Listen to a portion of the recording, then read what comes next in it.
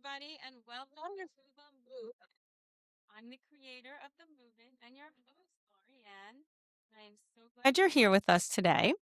We've had a lot of exciting things happening at the movement. Maybe the most exciting is the movement book, which is underway, and we are looking for submissions from our moobs out there, all the information on our website. And if you want to check that out and tell us your stories, we would love to hear them and potentially incorporate them into the movement book. I'm going to remind you as well to follow us on Instagram at The Movement and on Facebook. And join me today as we welcome a very special guest. Her name is Bridget Kermaris. We often talk on the show about toddlers, about becoming new moms, about having little ones, and also about the letting go years and the empty nest stage. And we're leaving out a bit of a gap, a large gap. And Bridget is actually a specialist in that gap that we call maybe the middle school years or the tween years or the teen years. So, Bridget, welcome. Why don't you tell us, first of all, a little bit personally about you, and then we can go into your professional side as well. Oh, yes, Laurie Ann, I'm so thrilled to be here. And by the way, that's amazing about your book. That was so exciting to Very hear. exciting. So I hope Be on that the lots of lookout. people submit, and it sounds like a wonderful thing. What you're doing here is really special and really important because it's essential that people have community. So, yes, my name is Bridget Kermoris. I'm a mom of 7 kiddos. They range in age from 6 to 20. And I have 4 boys and 3 girls. So my oldest is a 20-year-old son, and down to my 6-year-old is a daughter. But yeah, they kind of run as a pack. They don't kind of like separate out by the boys and the girls. But yeah, it's been such a joy to be raising boys. I just absolutely love it. So this is very cool what you've created here. I live in San Diego, California. And is it okay if I go into my professional side? Absolutely. We Yeah. want to let Right. everybody know that you're a Yeah. parent coach, but why don't you tell us also about your educational background and let's talk about how you got there and then what you're doing. Yes. Okay. Well, I am a parent coach for parents of middle schoolers. So it is a really, really kind of niche area. And I saw a need out there because a lot of talk out there lumps middle schoolers with teenagers. And of course, some middle schoolers are teenagers and they will all, eventually be teens. But there's something really different and special and such an opportunity in these middle school years. So, professionally, I'm a lawyer. I have a law degree from Stanford. And then I went back to school and got a marriage and family therapy degree. So I'm a marriage and family therapist, see couples, families, individuals, do trauma work. And I have an account on Instagram. It's Bridget.parentcoach. And that's where I really just talk to parents of middle schoolers. And right now I'm parenting my 4th middle schooler. So one of my sons is in middle school right now. He's in 7th grade, just finishing up his 7th grade year.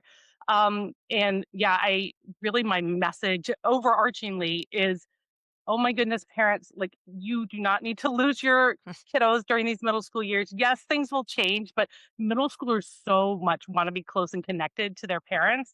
And that's what I mean by there's an opportunity in these years to really like establish that bond in a different way, right? Because it's like we can be bonded to them when they're really little and then things start to change. And I think so many parents feel like, oh my gosh, I'm losing my kid. But I want to reassure parents that research tells us, like attachment research, like, yeah, these kids want to be close to us. And so there's just like shifts we can make and tools we can use, communication really, that helps keep that rock solid. It's amazing because I think I have my oldest is now 37 and my youngest is 32. So it's been a while since my kids were in middle school. But I think back and I think that may be that time. Let's see, we're talking middle school age. So we're talking about ages, what, like 11 to 14 in that kind of range, I think. And that may be the Hmm. first time we experience a little bit of that letting go, a little bit of that child kind of gaining a little bit of his own independence.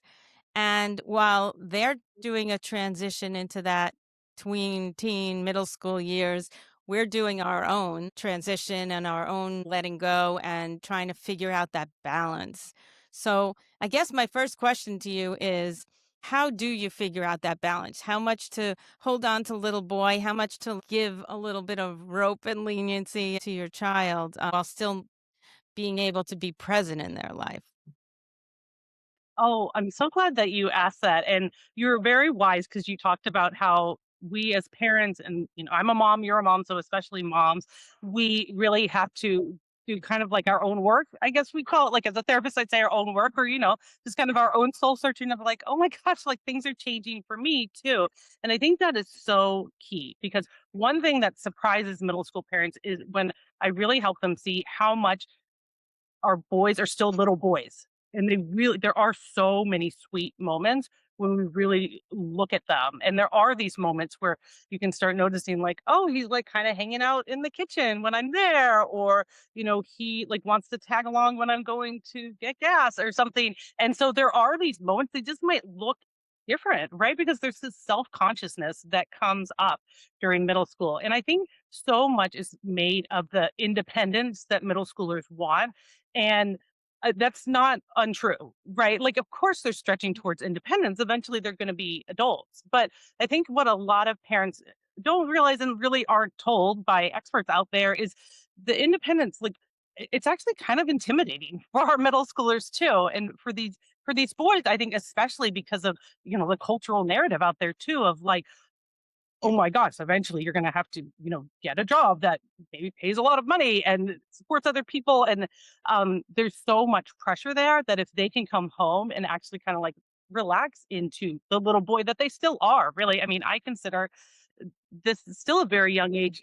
College is several years off, right? Like 6 to 7 years off. And so we do have a lot of runway there. But yeah, as moms, so much of like when we see them reaching for independence, it's like our own anxiety about what we're worrying about. And it took me a while to realize that because fast forward a little ahead, even in their at college and their 20s and their 30s and beyond, you still as a parent see the little boy in them, and occasionally that comes out. And when they Oh, have kids of their own, you see that in them being a parent. So I think that they always have that little mom son relationship where if you give them that communication skill with you and that foundation with you, when things get rocky at any stage, they're going to maybe lean on you throughout life. So you're basically, I guess what you're saying is you're developing that at the stage of where they're starting to really feel the need for some independence. yeah. Well, and I think that you're awesome to point out that, yeah, like you can have this throughout life. And I want to really share that hopeful message with middle school parents because Okay. it can feel like a loss. There can feel grief, uh, you know, these feelings of grief in middle school. And I understand that, but I think parents have more power than they think they do to Mhm. really form a relationship that's going to be close, like, potentially for a lifetime. And there is a way to do that. And, you really want home for these boys to be a place where they can be like silly and funny and they can cry and like all of these things that maybe, and to have these conversations too about like culturally the messages they're getting. But yeah, I think it's so important. And I feel like as moms, a lot of us carry anxiety. That's a very normal thing, and all humans have anxiety, but we really worry about seeing our kids get hurt. And so when we see the independence, because I can tell you for sure, like I said, I have a seventh grade son. So I love that he's independent about his homework. Like, Mhm. he just, in particular, my kids is good at getting that done. So like I applaud that independence, right? But then we as parents can get more nervous about like, oh, he wants to bike really far with his friends. So I think also looking at like all the facets of independence that are coming up, and when you have this like rapport with your kid or like a good communication, solid skills with them, you can say like, actually, I'm not really feeling great about you biking that far away from home or biking when it might get dark. I really recommend parents like checking with themselves. Is this my anxiety like taking over, or is this actually just like a real concern? Like, I'm the steady leader here, right? But I love it. Middle schoolers, you can start having real conversations with them. They don't get to make the final decision, right? But you can bring them into the conversation. So I hear what you say, and communication, I think, at any stage is the key, open communication. But a lot of times kids that age, boys especially, it's hard to communicate with them. You get the, well, how was school today? Fine. What's new? Nothing. You get a lot of that from boys, especially. So I know with little ones, we talk about reading books at bedtime, and that's the time when you can use books and stories to bring out communication. But as they get older, you probably have a little less of that. So, what's the best way to communicate and set up that open line of communication so they feel safe talking to you? Yeah. Oh my gosh. I'm so glad that you asked this because this is where I think parents can really start noticing. Yes, like absolutely side by side tasks, um, car rides, I think are just a great place to, they might open up on their own timeline. And, I kind of get it after school when you're like, how was school? And they say, fine. It might indeed have just been fine. Right. And then I know us as parents later, we find out that there was like, I don't know, like a fight in the cafeteria. And you're like, how could you not have told me? But I think by the time your kiddo maybe gets in your car or gets off the bus, they're on to like, I'm home, I want to relax, like I have this to get done, right? And so I know as a parent, it can feel hurtful.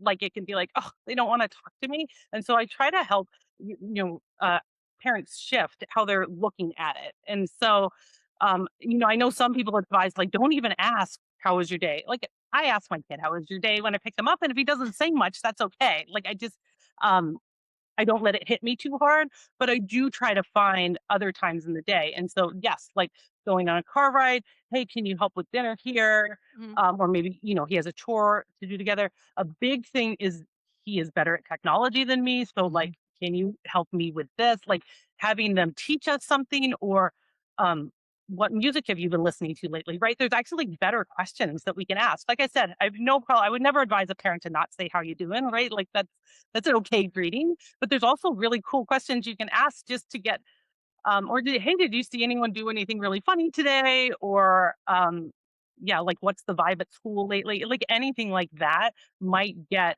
more of a response because also when you think about it, how was your day is a very like administrative question, or maybe they don't even really know how to answer it. But when you ask a curious question, like yeah, like what was the vibe today? You're really like telling your son, I want to know you. Like, I want to know, like, you're a person worth getting to know. You're a person who has like thoughts that are worth learning about. And that is like such a great message for your son to get in middle school. It's interesting. I hear what you say, and I never really thought about turning the tables, which is a lot of what I'm hearing you say. Because I think about it, and sometimes I'll come home after a long day, and my husband or my son or anybody will say to me, well, what did you do today? Or how was your day? And I'm exhausted and I really don't want to go into it. That part of my day's over. Let's move on, kind of thing. So maybe turning the tables a little Mm, bit and understanding how he might feel as opposed to just feeling it's you. Maybe that's part of it. And like you say, thoughtful questions. We talk about intentional parenting, like think before you ask and, be intentional about what you're asking. So I guess that makes a lot of sense. yeah. Well, and I think when you talk about intentional parenting, there's a lot of values infused into that too. Hmm. And so it's not like, oh, be scared about what to say, which I know is not we're not scared telling parents to be like worried about what they say, but also if you ask something, you get feedback that like this is not received well or they don't answer much, like you have data then, right? Like Right. this is in any relationship, you kind of need to get data about how they perceive you, how they feel about what you're asking. And yeah, like it's really, really intentional. And I think what I wanted to say about values is yeah, like how do I hope my son feels when he sees me at the end of the day? And Mhm. I know for me, one of my values is that for the people who are really important in my life, I want them to know that I delight in them. That like makes me like a little tearful to say, Laurie Ann, I'm a crier. If I'm crying on you, but like that's one of my deep, deep values. Like that I want the people I care about, we might not always get along 100% of the time, but to know that they're important to me. Right. It's a delight for me to see them, that I want to know more about them, all of those things. And when I go to that place, then I can ask more curious questions. And also, yeah, like if they're not having it, like that's okay. They can have the space too. And Right. we'll always just reconnect later. It's interesting. I think for me, when I think back, I want to be their safety net. I want to be the person who, when things are joyous, when things crumble, that they know there's no judgment, that I care, that they are safe coming to me and telling me things and confiding things in me. And how great is that in your life to have somebody like that? I mean, what a blessing to be able to know you've got support. I mean, think about the risks you can take, the chances you can take when you know that there's a stopgap, there's a person, there's a fallback that I got you no matter what. Yeah, So totally. yeah, I think that's kind of what we're trying Yeah, to well, we know establish. that from attachment research, Laurie. Sorry, I interrupted. Oh, go ahead. But we know that from attachment research, um, parents who can be a safe haven and a secure base. I mean, just both of the things that you said. A safe haven, you can come to us when things are hard, when the world feels terrible, and secure base, I know that I can always go back there, so then I can fly away, right, and come back, and that's the secure base. And so, like, both of those things, that's when we talk. It's very like buzzy to talk about attachment, right? Avoiding and anxious and secure, and like that's secure attachment. And for parents, I also want to reassure them. And I would feel like this is really important. Parents who provide a secure base are attuned to their kids, like kind of like meet their kids' emotional needs 30 to 50% of the time, like that's passing, more than passing. Like good parents, like they don't always get it right, right? We like ask the question at the time when they didn't want us to ask them a question. We can't read their minds. Right. So, but like, you kind of get to know your kid. And if 30 to 50% of the time, this is what the research tells us, you're pretty much like meeting them where they're at, like helping them with their emotional needs, you're doing great. And that's going to form that secure Right. bond for mental health and beyond. Right. And, we put a lot of pressure on ourselves about being the perfect parent. Oh, I shouldn't have said that. I didn't do that right. I didn't phrase it right. I I think that, I don't know whether it's society or what it is that we do. And as women, especially to ourselves, that, we beat ourselves up. We don't have to be perfect. We have to keep reminding ourselves of that, and that it's okay. If your heart is in it and, you go back and do it better the next time. I think it's okay. It doesn't have to be right 100% of the time. It's your intention that really counts, and they know it. They feel it. They know it, I think.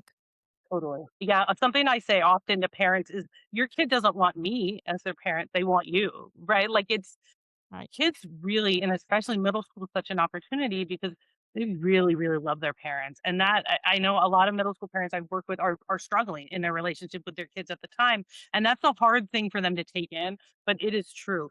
Children are born to attach to their closest Mm. caregivers, to their parent, usually their parents, right? And they want to be close. They want this relationship to feel good. And they actually, the middle schooler themselves, even when it doesn't look like it, they are actually trying really hard to kind of get it right with us, but they also have so much going on inside. There's so many changes during the middle school years. And so I like to tell parents, your middle schooler is always asking, silently, like, am I likable? They're asking this of the world. Am I likable? And will people come back to me? Or like, will people be okay with me even when things are hard, even when I'm prickly? And so they're asking that, like they're kind of scanning the world for like, am I likable?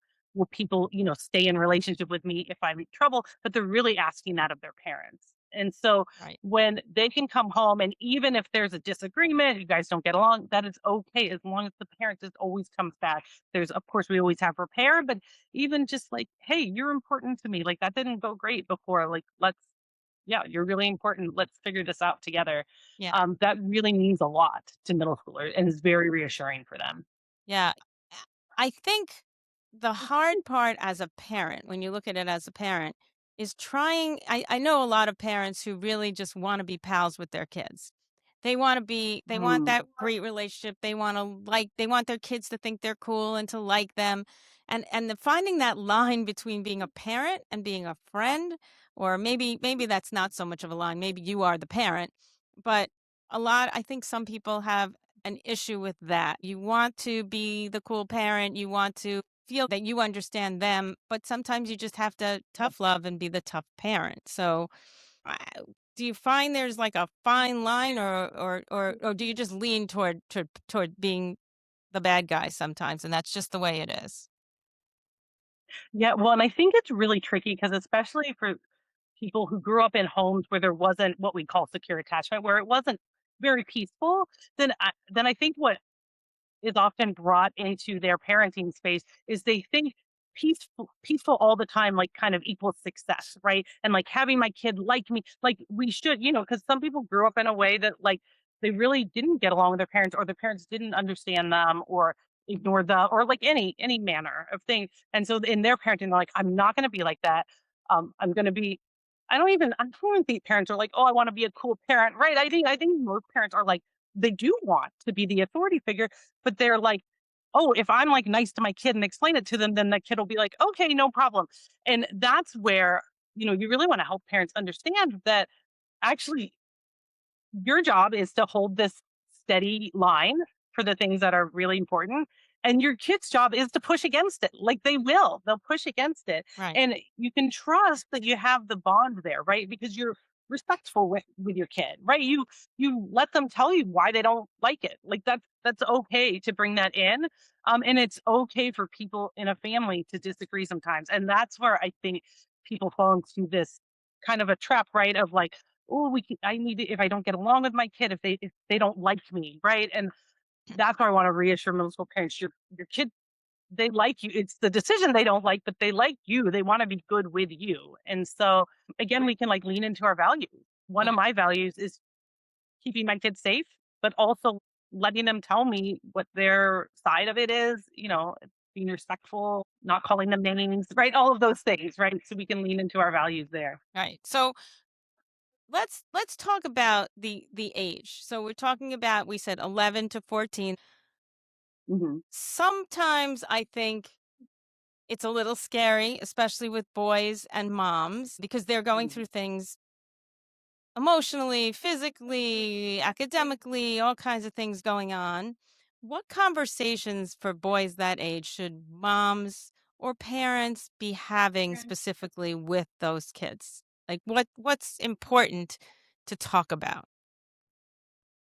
Yeah, well, I'm just gonna immediately bring up the most tender one, which is pornography. Mhm. Absolutely, at this age, pornography needs to be brought up, and the framing here is really important because one, I think it's important to let boys know that you're kind of a target here, and this is true of other things too in our society. Like young boys this age, just I mean, girls are the target of what, like Sephora. I don't, different things, but like they're like pornography, really sadly, but like, and I don't know that much about the pornography industry, but it is to the pornography industry's benefit to get young boys hooked on this.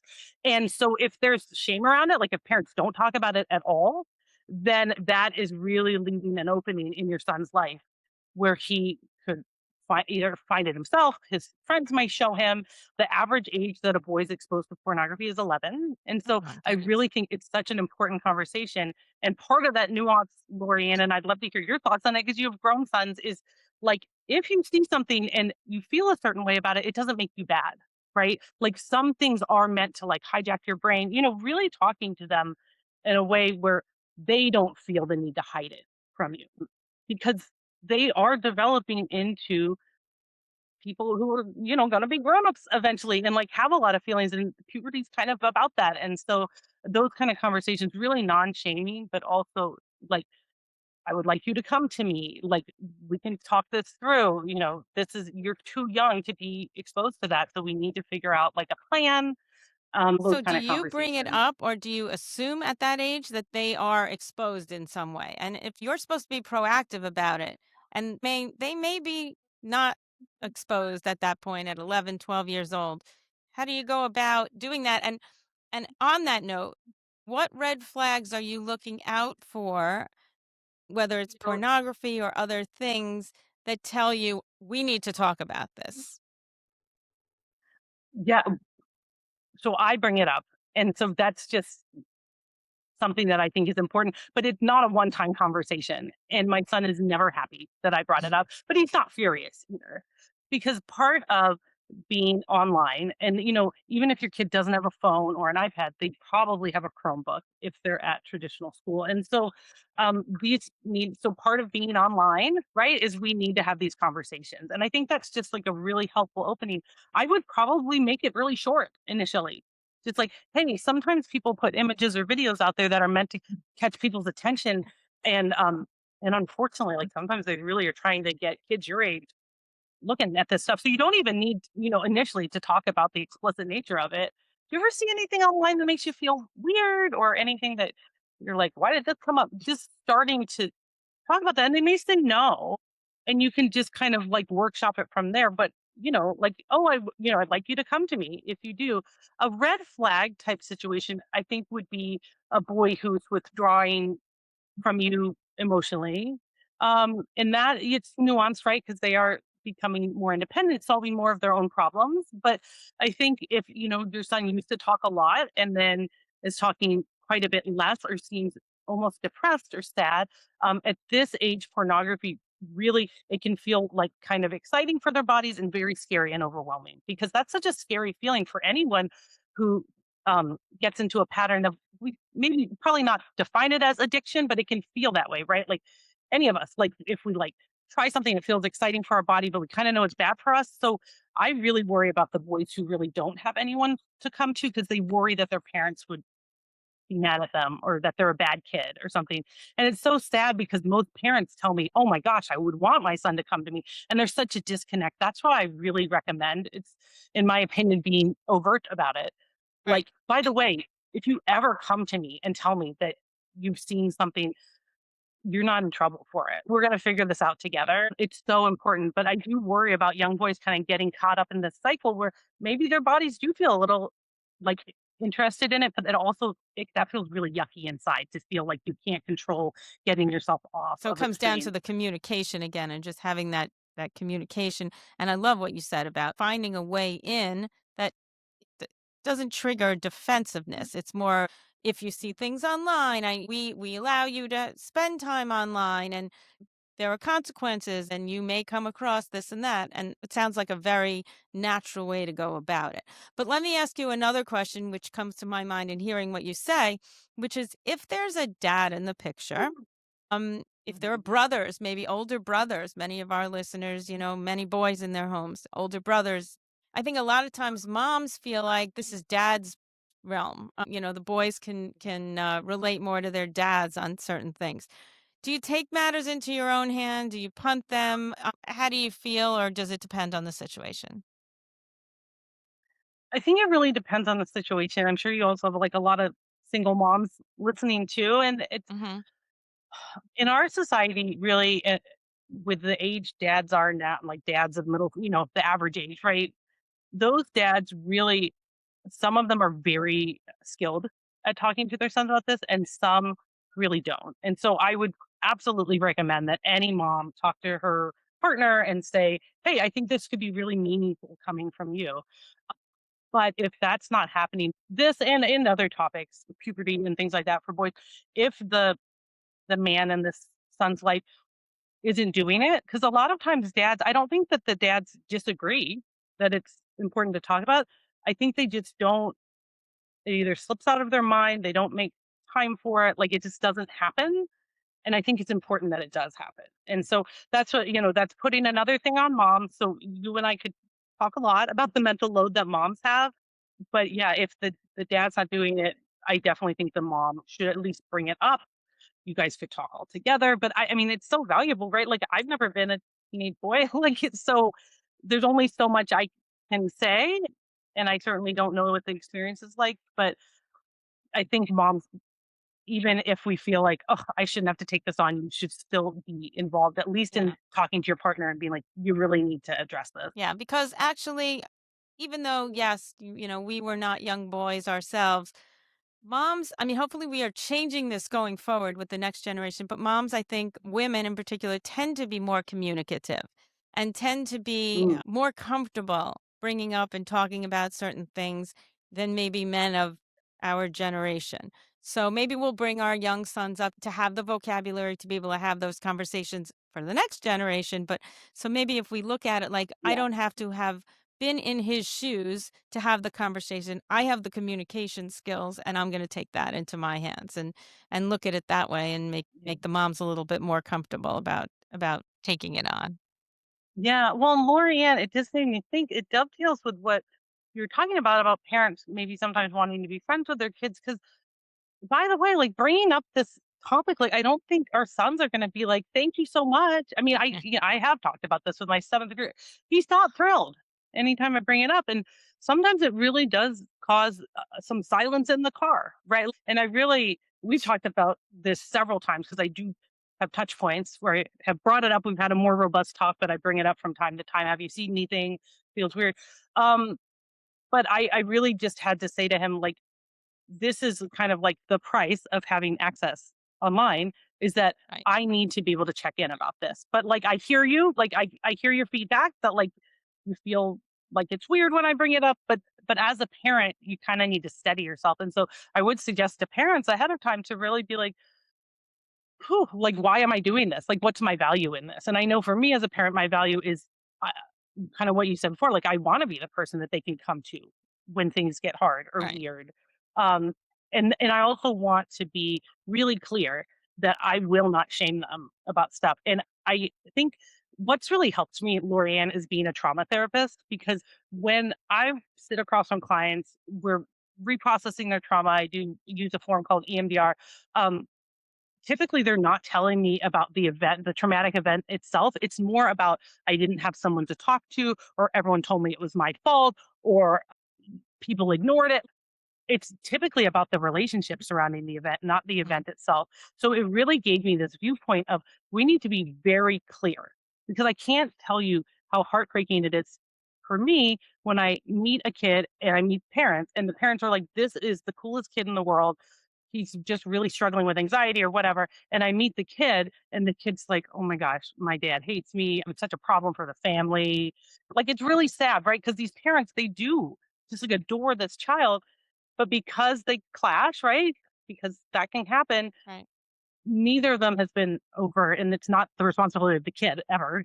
There's a power differential in a parent-child relationship, but the parents have not been clear, like, yes, we're having problems sometimes and we need the behavior to change and shift, and we're gonna spring in that, but, like, we like you so much. Like, we think you're a great kid. Like, that's why we want to help you with this. And so I really, really encourage parents to be very clear with their sons about how much they like them, how important they are to them, and, like, we'll figure this out together no Can you matter say what. that one more time? Because I think that is the takeaway here is really expressing overtly to your child how much they matter, how much they are important to your life, to the dynamic of your family, their worth, their value. Say it again. Let's make everybody stop and hear it this time. Go ahead.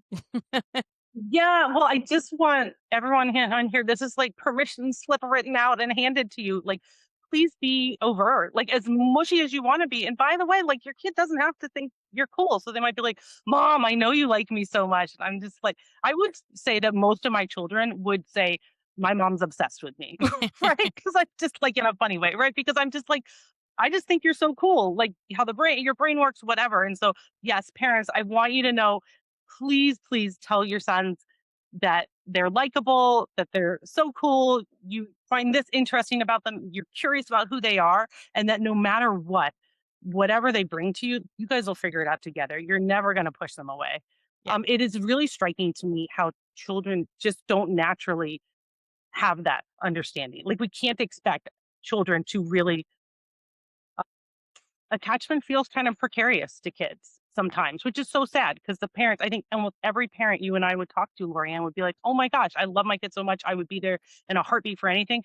Kids don't just know that by Yeah. osmosis. Well, They hopefully, we need are to hear it changing from you. that for the people who are listening Yeah. today because you're right.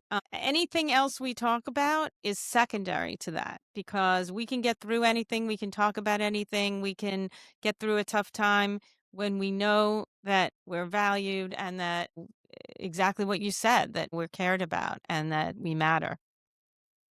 Yeah. Yeah. Yeah, totally.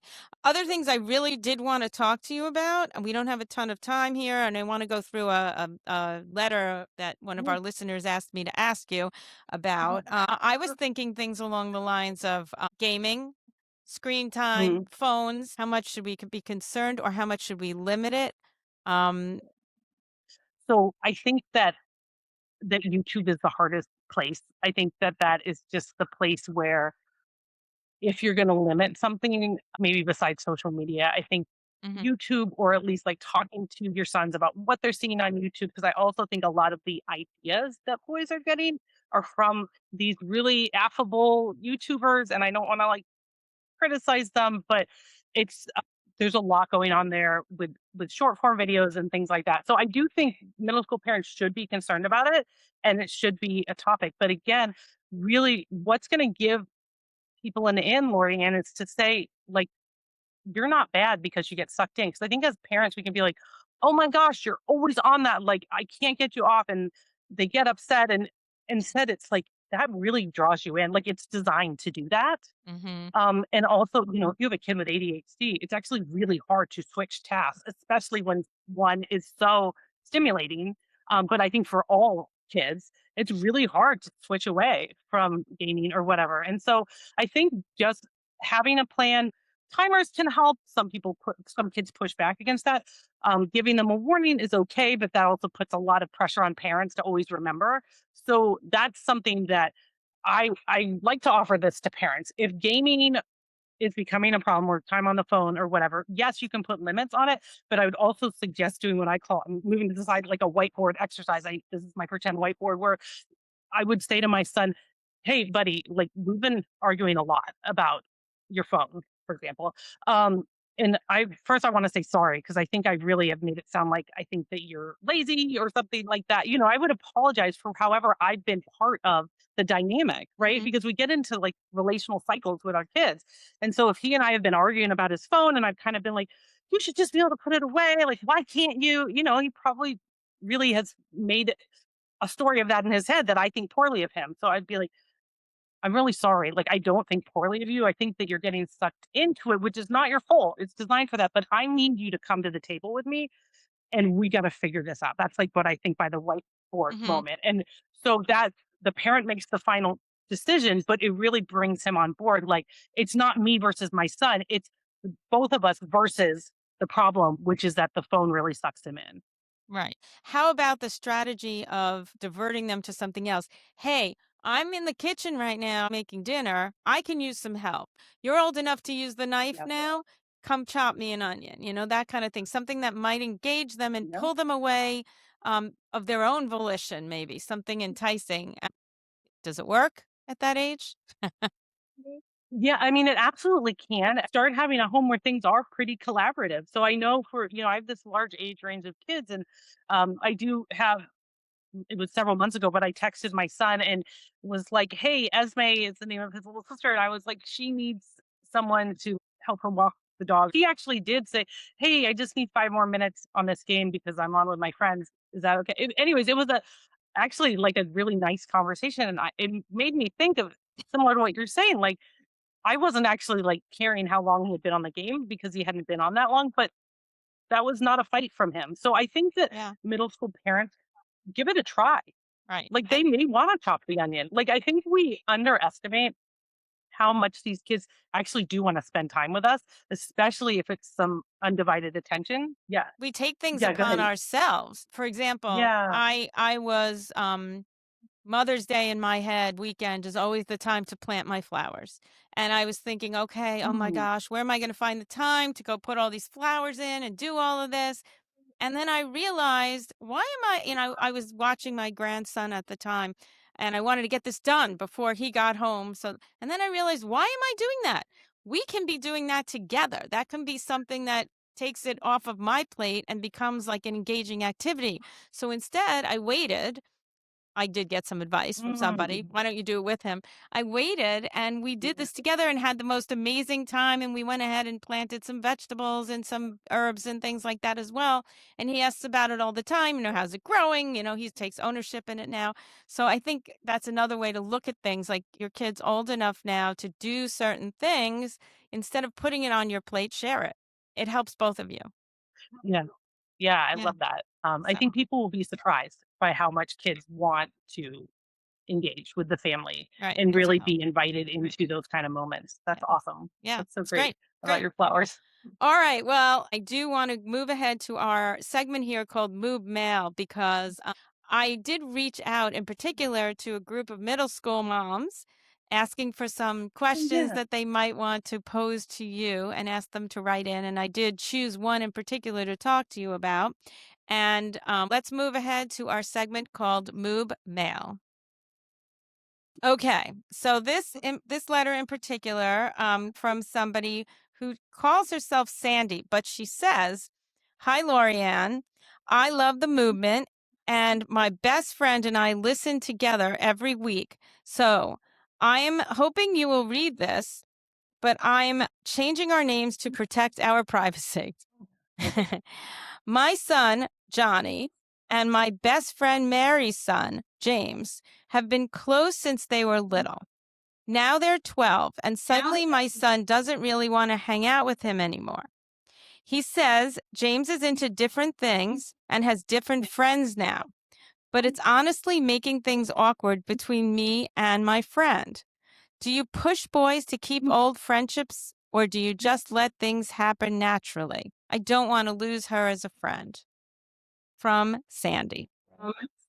Oh Sandy. my gosh. Well, I'll use the name Sandy. Yes. Oh, She put it um, in quotes, oh, so oh, my love. we won't know who she is, but Yes. go ahead. Oh, this is a hard question. Well, and I'm so glad that Sandy that you asked this because this is very, very common because often there's kind of a group of boys in elementary school and maybe the moms are friends, the parents are friends, and then there's yeah, like a movement in sixth, seventh, eighth grade, and boys. I would believe the son first. I would believe Johnny that indeed James is probably into different things and not bad, but just different, right? And so um there's there's a lot to talk about here, but I want to say to Sandy, like I feel for her because it sounds like maybe her friend is also like, why doesn't Johnny want to hang out with James? So Mhm, I'm intrigued here. I would wonder if James minds or not, right? mhm. Because if both Johnny and James don't mind not being close anymore, then it's really not too much of a problem because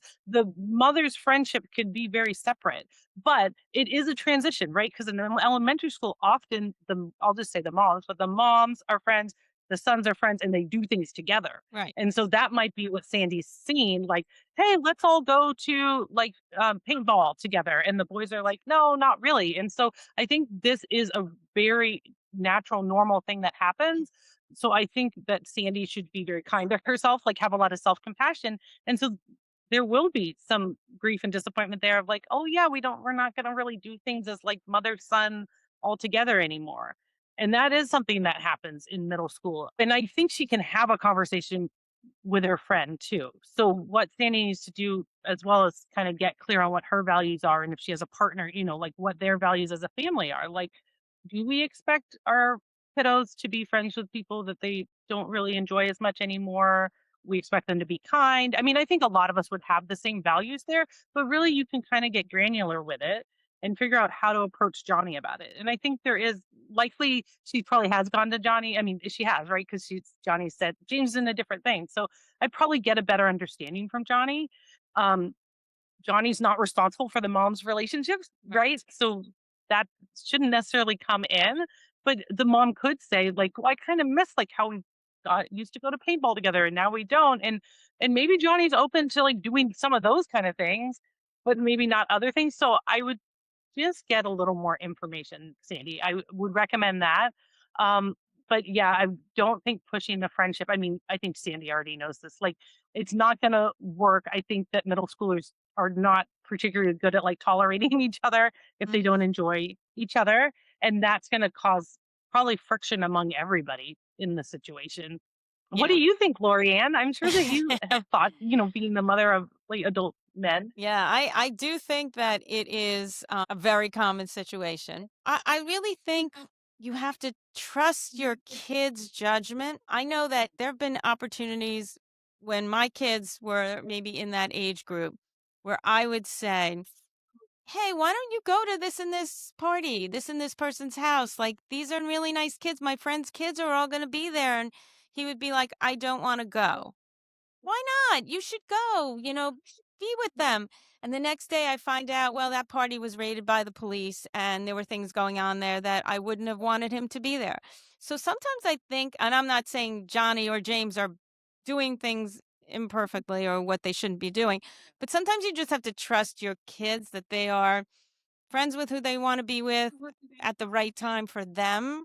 And like you say, you can Mm-hmm. have separate relationships with the moms and the kids, and you can't really force it. They're not babies anymore. So you can, though, reiterate that they should be kind to each other and treat each other, the boys, with respect, as should the moms. And Yeah. again, we're in that transition phase where sometimes relationships change, things change, and you have to really be intentional and choose how you're going to deal with it. And if the moms really value each other in their relationship, they'll get past it and they'll move on, is really what I think. Um, I wish we had more yeah. time. I have literally a list of topics because, like I say, this is a segment of growing up, both for the moms and the sons, that we don't talk a lot about.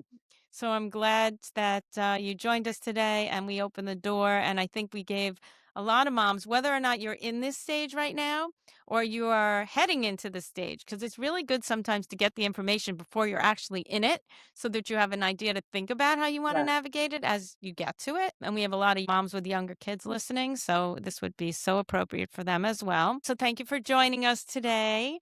And why don't you let everybody know, Bridget, how they would reach you, follow you, and learn more about what you do? Well, thank you for having me on, Laurie. And this has been so nice talking to you, and just getting to know you a little better. Yeah. So you can find me on Instagram. The account is Bridget.parentcoach, parent coach, all one word. That's really the best place to find me. And I'm, as of this recording, I'm right near 100,000 followers on Instagram. So it's kind of an exciting time. And this is the first place I've said it, but I am starting a podcast that'll drop this Oh, summer 2026. So that'll be middle years with Bridget Kermoris, and that'll be all middle school all the time, answering middle school parent questions. And so I'm really looking forward to that too. And Laurie Ann, I would love to have you, come on that. oh my gosh, that's great, If you exciting news. I'm would so like. glad to hear it. Oh my goodness, that's great. Well, keep us posted. We will So it's let been our so fun to audience. follow along with you. Yeah, Yeah, go we'll ahead. let our listeners know as well. So keep us posted as you are dropping the first show and the promos, and we will keep everyone posted. I know they'll want to hear from you again, so that's really exciting. That's great. And we actually close our show the same way every week. So I think, given this conversation, or as we say, MOOBversation today, it's exceptionally appropriate to say that here we are on the movement, and we want to remind our listeners to hug your boys, trust your instincts, and remember that we're all boy moms, and those who love us belong is right here.